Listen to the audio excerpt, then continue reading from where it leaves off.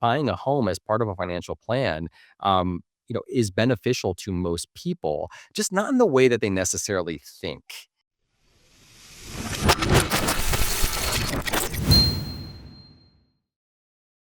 Welcome, everybody. This is Buck Jarvie with the Wealth Formula Podcast, coming to you from Montecito, California. And today, before we begin, I want to remind you that there is a website associated with this podcast. It's wealthformula.com. And that's where you go if you want to sign up for our accredited investor club, aka Investor Club, where you go if you want to see some private offerings that are not available publicly and, learn something along the way. It's not just basically you look at deals and we send you something and you just sign up. These are educational webinars. People find them very useful, whether or not they are interested in actually investing. So go ahead and sign up, Investor Club at wealthformula.com. Now, for today, we're going to talk a little bit about a report that these guys at NerdWallet put out. But before that, just in general, talking about the good, bad, and the ugly of home ownership. I just kind of thought it was important to, especially for those of you who are younger and maybe not made some big decisions about life yet. There's a moment that most high income professionals remember clearly. It's when the first real money finally starts coming in, and boy, things are different. If you're a doctor, it's probably when you finish residency, and then almost immediately the world starts whispering in your ear, it's time to buy a house. Not just any house, because you've got to catch up with those folks that have been out in the real world for a while, and you've been looking at with a little bit of jealousy as you've been in residency making 50 grand a year, and these people who aren't as smart as you are making six figures. But what ends up happening is you end up looking at, well, what's the nicest, biggest house I can afford? And that's where people unknowingly sabotage one of the most powerful wealth building windows, potentially of their entire lives, which is they become house poor very quickly. You see, the bank, when they're qualifying you, they're not really worrying about what's going to make you wealthy. What they're concerned about is how big of a loan they can give you, because why don't they make more money on that, right? So they want to use these basic ideas. Well, how much can you afford? You know, they're not paying attention to how much can you invest. Now, if I could go back and do it again, I think I would have done some things differently than I did, which was to buy, a big house. And I actually thought about this, and I didn't do this, and I really wish I had. I would have bought a 3 or 4 unit property. I would have lived in one of the units, and I would have let the tenants pay for my life. Now, this is an incredible strategy that I'm actually amazed that almost no one uses, right? Yet the government actively encourages it for first-time homebuyers. It's using an FHA loan, which allows you to buy up to a 4 unit property with as little as 3.5% down. That is, as long as you live in one of the units for at least a year. Now, think about how different that is from buying a single family home. Instead of, writing a large check every month from your after tax money to cover your mortgage, well, your tenants are covering most, sometimes all of that expense for you. I mean, your biggest expense, well, outside of taxes, disappears. And when your biggest expenses disappear, everything changes. You can invest more, you can take more risks, you can acquire more assets, you can build wealth instead of feeding a liability. And it gets better. I mentioned taxes, right? Now, if you live in one of those units, the rental property portion, so if you have like a 4 unit building, 75% of that structure qualifies for depreciation. So do a full cost segregation study, use bonus depreciation, and boom, you essentially have gotten back what you put down on that property in the form of tax savings or a refund. And that is huge, right? Meanwhile, your tenants continue to pay down your loan every month. You're living there. You're building equity in a cash flowing asset. It's almost like, again, having someone else buy your first investment property for you while you live in it. And then it gets even better when you're ready to upgrade to a nicer house, the one you actually want. You don't sell the first property, you just move out, and suddenly you own a fully stabilized rental property with favorable financing, built-in equity, and years of tax advantages ahead of it. This is a great way for a portfolio to start. Not with a massive leap, but smart first step. There's also another version of this strategy that's, I think still incredibly powerful. I've mentioned it multiple times of buying a property that can function as a short-term rental. In the right markets, short-term rentals can generate significantly more income than traditional leases while still providing depreciation benefits that improve your after-tax returns. Effectively, in this situation with short-term rentals, even if you're a W-2 employee, as long as you meet the requirements that are required by the IRS to meet this for short-term rentals, you effectively can be using some of the real estate professional advantages. In other words, you can do a cost segregation analysis, bonus depreciation offset against your W-2 income. It's crazy, but it's true. Anyway, early in your career, basically your job isn't to look rich. It's to build the machine that makes you rich, and nothing slows that process down faster than becoming house poor. Primary residence by itself, it's really not an investment. It's a consumption item. I mean, Robert Kiyosaki talks about that all the time, right? It requires constant feeding, mortgage payments, taxes, insurance, maintenance, repairs. A small multi-family property flips that equation a little bit. It produces income, it produces tax advantage, it produces optionality. So instead of draining your resources, it accelerates your financial progress. Again, I think this is one of the highest probability, lowest risk wealth moves that I could have made that I didn't. And for those in their careers today, it remains, I think, one of the smartest financial decisions you could make. As for buying your dream home, you have the rest of your life for that. And, there's a lot you do need to think about before pulling that trigger, as many of us homeowners know. Now, this week's Wealth Formula podcast, we're going to talk to a guy over at NerdWallet, and they put out a big report on home ownership with a lot of real data across the country, trends, psychology, invisible costs, et cetera. And we're going to have that interview for you right after these messages. Wealth Formula Banking is an ingenious concept powered by whole life insurance. But instead of acting just as a safety net, the strategy supercharges your investments. First, you create a personal financial reservoir that grows at a compounding interest rate, much higher than any bank savings account. As your money accumulates, you borrow from your own bank to invest in other cash flowing investments. Here's the key. Even though you've borrowed money at a simple interest rate, your insurance company keeps paying you compound interest on that money, even though you've borrowed it. Net result, you make money in two places at the same time. That's why your investments get supercharged. This isn't a new technique. It's a refined strategy used by some of the wealthiest families in history, and it uses century-old, rock-solid insurance companies as its backbone. Turbocharge your investments. Visit wealthformulabanking.com. Again, that's wealthformulabanking.com. Welcome back to the show, everyone. Today, my guest on Wealth Formula Podcast, Ryan Sterling. He's a behavioral finance expert and strategic leader at NerdWallet, where he helps shape the company's mission to democratize financial clarity. With a background in investment strategy and personal finance education, he brings deep insight into how mindset and behavior influence long-term wealth outcomes. Ryan, welcome to the show. Yeah, thanks so much for having me. Appreciate it.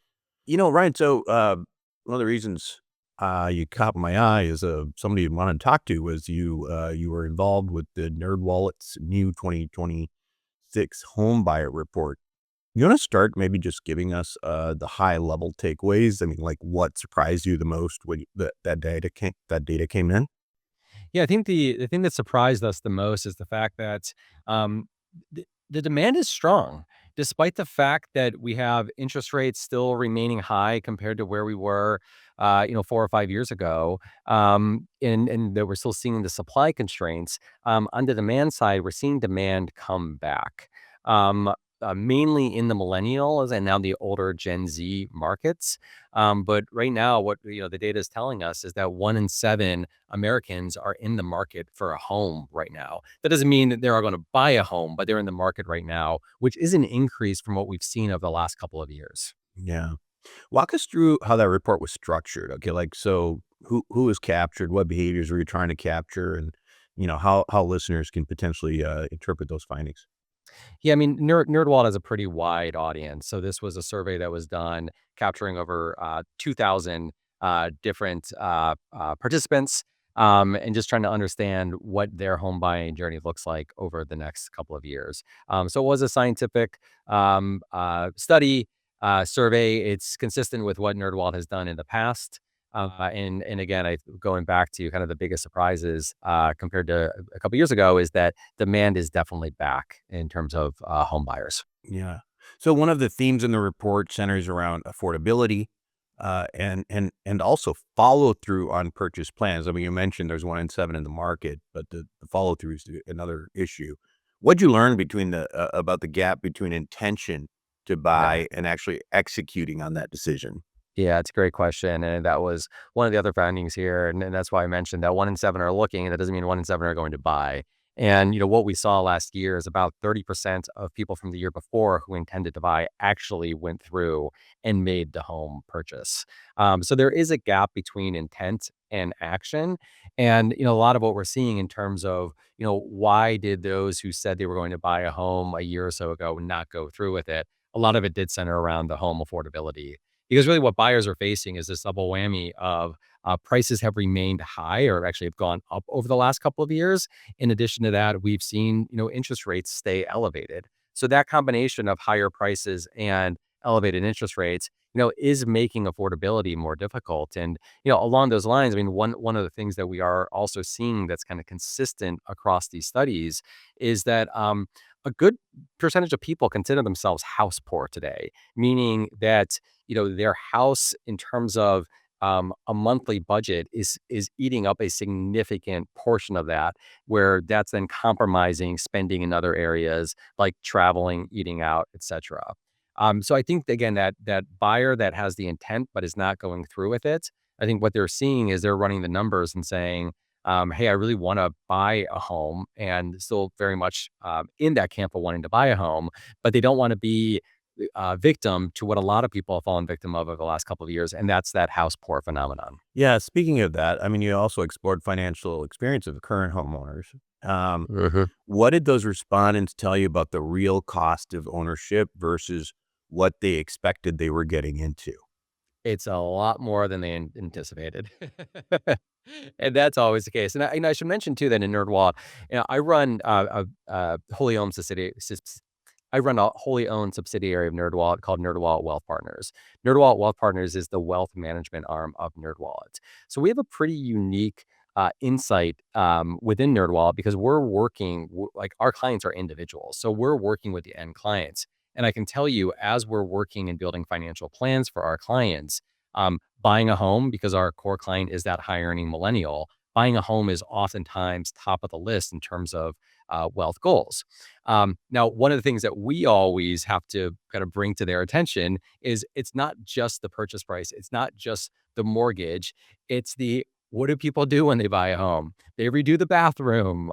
They go from an 800 square foot apartment to a 2,500 square foot house. You have to buy furniture. You have to put a fence in the yard. Go down the list. And these expenses are not hundreds of dollars; they are thousands of dollars. So working with a financial advisor, like our advisors here at NerdWallet Wealth Partners, we're able to go through and say, hey, you know, the mortgage broker or the realtor is telling this is what you can afford, but let's actually explore what that's really going to look like because you don't, it's not the monthly payment, it's everything on top of that that you also have to be mindful of. Yeah. You touch on buyer psychology there and decision drivers. So, what patterns showed up in the data that you think are most relevant to sort of long-term wealth outcomes? Yeah, I mean, I think it's still, buying a home is still a component of building wealth, and it's still a very important and emotional connection to building wealth. I think one of the things that we're seeing with the home buyers, though, is those that understand that it's more than just a financial asset, that it is a liability. But then also on top of that, see it as providing utility. It's a place to go home. It's a place to raise your kids. It provides stability. There's a lot of positive benefits from owning a home that aren't strictly financial. And as it relates to the work that we're doing with our clients, that's oftentimes what we have to remind people of. We're pro home ownership here. And again, buying a home as part of a financial plan, is beneficial to most people, just not in the way that they necessarily think. And I do think that that is starting to resonate more. We're starting to see that more in the survey data, that people understand that, hey, this might actually not be the main driver of my wealth building plan, but it is important because of all of those other external benefits. Yeah. So there were findings, I think you kind of alluded to this, but knowledge gaps, understanding financing mechanics. Talk a little bit about more about that in terms of those financing mechanics gaps in knowledge. Yeah. So, one thing that's interesting is that most people don't realize that a 20% down payment is not the absolute minimum down payment. That there are options to explore, whether it's FHA loans, VA loans, some other type of lending that's available where you can put down far less than 20%. Now, that doesn't mean it's the right thing to do. And I would actually caution a lot of people who are exploring those. Types of mortgages where you're putting down 3.5% or 5% or 10%, there's definitely some concerns that come with that. However, for someone where buying a home does make sense and putting down a down payment of under 20% is needed to make it work, there are options available. Right, right. So another interesting dimension you studied was, how buyers are determining affordability, right? So how are people sizing their purchases today, and what did the data reveal about how they lean on lender guidance versus independent analysis? Yeah, and that's kind of what I was getting at before is that there's a big difference between what a mortgage broker is gonna tell you what you can afford, what a realtor is gonna tell you, what you can afford, and what you can actually afford. And I think that's why we're seeing the increase of people who consider themselves house poor right now, is because you might get a loan where you can borrow $1 million, which allows you to buy a $1.2 million house, but that doesn't mean that you should do it. And it doesn't mean that actually is the amount that when we put it through our plan, oftentimes it comes in less. So that $1.2 million home that everyone else is telling you you can buy, it's actually more like, I'm just making this up, 800,000 or 900,000, because you have to take into all those other expenses that I mentioned, the fact that you need to furnish it, the fact that there's property taxes, the fact that there's sometimes association dues, the fact that roofs need to get repaired. Again, like a house is an asset, but it's also a liability. We like to remind our clients that you define assets into positive cost of carry and negative cost of carry. A positive cost of carry asset is an asset that pays you. A negative cost of carry asset is an asset that you have to pay it. Owning a personal residence is a negative cost of carry. It is expensive to own. So that's where, and this is to throw no shade at the realtors and mortgage brokers. We work with many of them. They're all great. But once the deal's done, they're out of it. So if it's 6 months into the future and your total all-in housing costs are accounting for 60% of your budget and you're not able to do the other things that you like, that's not their problem. So that's where, again, working with an independent financial advisor to say this is what this is what you're eligible for, doesn't mean that's what you should do. How did this data look across different parts of the country? I mean, you're in New York City. I'm in, Southern California. I don't think there's a lot of millennials even able to get close to buying here. So do you have a sense of like the differences across the country? Yeah, I mean, you definitely are seeing people stretch in places like New York and California versus the Midwest. I mean, a general rule of thumb that we typically see is that the total cost of carrying the home should be no more than about 28-30% of your gross income. That's pretty consistent across the pockets of the Midwest and the South. When you're getting to places like California, New York, Seattle, etc., it is getting more into the 40% or beyond. Well, which is kind of crazy if you think about like, high income earners too. Like, my audience, if they're in New York or if they're in California, they're paying nearly 50% in taxes. Easily, And, yeah. and then so really what you're talking about is, of that remaining, 50% that you've got less. I mean, you're talking about what, 70% of that going to the cost of living. Yeah, It's and enormous. it's interesting. There's a case study that I have where a married couple both make around $500,000 a year, so their combined income of $1 million. They live in New York City. They were keen on buying in New York and had a young family. And when we ran through the numbers, I mean, their monthly carrying costs, when you take into mortgage, taxes, association fees, etc., like $17,000 a month. And the rental equivalent for them was around $8,000 a month. Yeah. So we looked at this and said, I know this is crazy for you guys to hear, but being in your late 30s, early 40s, it actually makes more sense for you to rent." What they ended up doing is they bought a house in Hudson Valley, New York, that they're able to use as kind of a vacation house, but they're also getting Airbnb income now from it. So that house is actually paying for itself. So what that was able to do is kind of scratch the itch of, we want to own real estate. We feel like we're missing out not owning real estate, or there's that anxiety I think a lot of people get from their parents that, you need to own. So there are alternatives where you live in some of these high cost of living environments where, hey, if you really do feel like you need a home, there's actually ways to do it that don't necessarily require it being your personal residence. And oftentimes when we, in this case, when we put their plan together, it just buying in New York City just did not make sense for them. So they took down that path. They went down the path of renting an $8,000 a month apartment, which is still expensive. Um, but then being able to again buy outside the city and get some rental income, that again made them at peace with the decision. It's interesting when you look at, again, across the country, right? Is there a general theme in terms of costs of buying versus renting? Are there some markets or parts of the country where it clearly makes sense to buy versus clearly makes sense to rent? Mhm, mhm. Yeah, I mean, I had a case study, some clients who lived in, Orange County, California, 2 working professionals, young family, and again, when we ran the numbers, it just did not make sense for them to buy in Orange County. They ended up moving to Minnesota, and, they live in suburban Minneapolis, and when you looked at, the cost of buying versus renting, it actually was fairly equivalent to the point where it became a no-brainer to buy a place. So we are seeing that where, again, people that are moving from some of these higher cost of living areas like New York and California, when they are moving to the Midwest or to the South, that's where buying makes a lot of sense for people. Um, but I will also caution too that that case study that I gave about the high earning couple. Part of the reason they're earning so much is because they live in New York City. So you also have to say, hey, if you were to move from New York to Milwaukee, sure, the cost of living goes down, but are you going to be able to command the same income? Yeah, totally. Let's talk about like some of the, these are the younger buyers.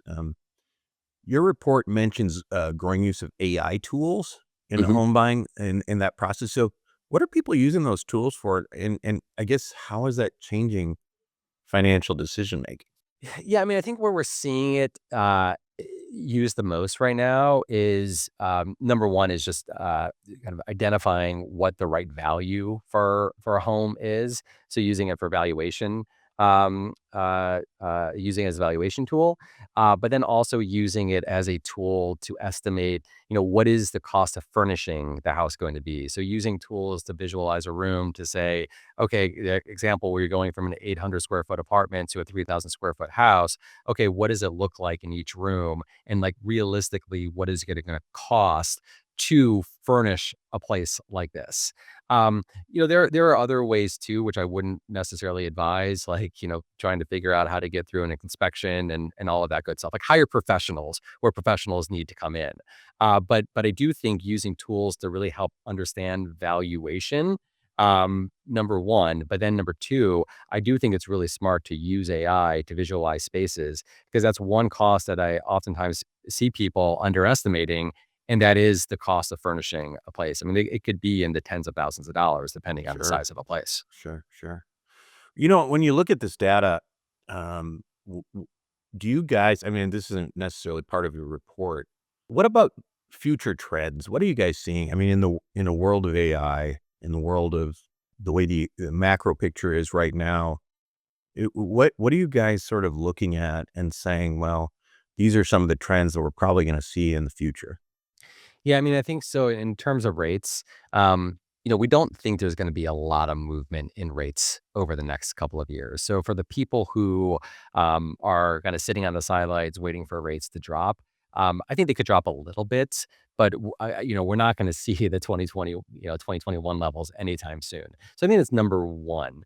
But I think number 2 is, and I can tell you anecdotally with our client base, I've seen this over and over again, is that you do have a fact pattern of a young family who bought a house in 2020 or 2021 with the intention of, maybe it's a starter home and they're going to upgrade that in the next couple of years. And they're sitting at a 2.5% mortgage, which they don't want to give up, but they're bursting at the seams. And I can tell you there's a lot of pent up supply right now that is waiting to be unleashed on the market. So again, you bought that starter home with the intention of being there for a couple of years. You've waited a little bit longer because you don't want to give up that 2.5% interest rate. But at the end of the day, you need more space. So it becomes, you know what? We're going to bite the bullet. We're going to get a 5.5% mortgage. And there are a lot of those types of starter homes that I do think we're going to see supply unleashed in the next couple of years. Do you think that's just starter homes? I mean, I feel like people bought in ARMs, for example, For sure. 7-year ARMs or whatever. I mean, a lot of that stuff is, if you were locked in at whatever, 3%, the 7 years later, all of a sudden you're paying literally twice as much and you're going to have to That's a move. great point. That's a great point. With our client base, we're seeing it more with the starter homes, but I do think you're spot on with that, and that's where the opinion that rates are coming down. At least that's what it appears. The Fed has dropped rates over the last year or so. That's the trend that's going. That hey, that's going to translate into mortgage rates. Again, that's where it's a bit misguided in that, yes, the Fed does have an influence, but not as much as I think people think.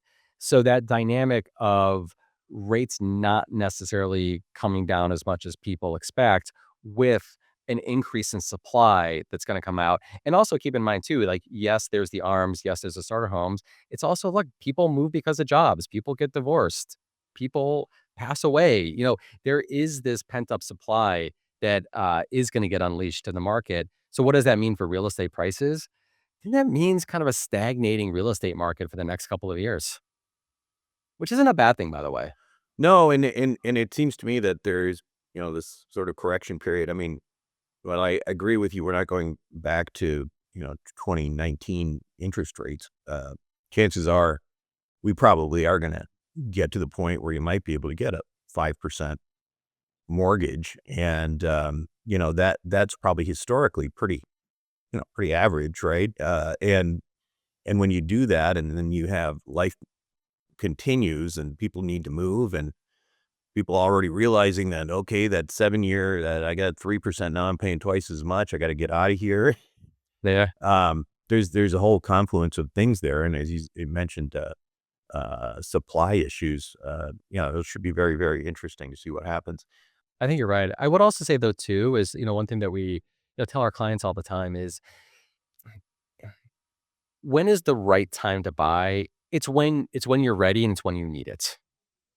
So don't try to get too cute with timing it. Could we see prices down across the board a year from now, 2 years from now? Sure. But if it's a place that you see being for 5 or ideally over 10 years, it's a place to raise your family. It's a place that you want to establish roots. And we've gone through the numbers. It works within your financial plan. Buying a home right now it's a perfectly fine time to do it. You just need to be aware of all of the costs involved, and you need to have the right motivations behind it. I think where I kind of start to flash the caution light is when I hear people say, "I really want to build wealth, so I feel like I need to buy a home." It's like, well, okay, if that's your main objective, if that's your main pain point, there are a lot of other more effective ways to be building wealth right now. It's certainly a tool and certainly something that we can explore, but that shouldn't be the reason to buy real estate is you want to buy it because in a couple of years you want to be able to sell it at a profit. That's probably the worst reason to get into real estate right now. Yeah. Well, tell us a little bit about what you do, and if people are interested, what they can, reach out to you, how you can reach Yeah, out to so we are NerdWalt Wealth Partners. We are a comprehensive wealth management firm. So we specialize in working with people who are the wealth building stage of their life. We like to call them emerging high net worth. The engagement with us is really three parts. It's comprehensive financial planning, doing a diagnostic of where you are and building that roadmap from where you are to where you need to get to financially. Financial coaching. Coaching is holding clients accountable to the plan, but then it's also helping to coach through one-off decisions that are going to be made, buying a home, buying a rental property, exploring job opportunities. Anytime a financial decision can be made, we should be involved. And then the last piece is the investing, where we build and manage investment portfolios that are in alignment with clients' goals and objectives. You can find us at nerdwalletwealthpartners.com. We also have a YouTube channel, nerdwalletwealthpartners.com. Brian, thanks so much for being on the show. Interesting report. Keep up the good work. Yeah, I really appreciate it. Thanks, Buck. You make a lot of money, but are still worried about retirement. Maybe you didn't start earning until your 30s. Now you're trying to catch up. Meanwhile, you've got a mortgage, private school to pay for, and you feel like you're getting further and further behind. Now, good news, if you need to catch up on retirement, check out a program put out by some of the oldest and most prestigious life insurance companies in the world. It's called Wealth Accelerator, and it can help you amplify your returns quickly, protect your money from creditors, and provide financial protection to your family if something happens to you. The concepts here are used by some of the wealthiest families in the world, and there's no reason why they can't be used by you. Check it out for yourself by going to wealthformulabanking.com. Welcome back to the show, everyone. Hope you enjoyed it. Again, beware of buying houses, right? Again, it's kind of funny hearing that from somebody who really likes real estate, but boy, you don't want to be house poor. That's the worst. So don't fall into that trap. Have a little bit of deferring of your desires into the future, put that more into investments. And remember that little trick I told you about with the multi-unit FHA strategy. Anyway, that's it for me this week on Wealth Formula Podcast. This is Buck Joffrey signing off. If you want to learn more, you can now get free access to our in-depth personal finance course featuring industry leaders like Tom Milwright and Ken McElroy. Visit wealthformularoadmap.com.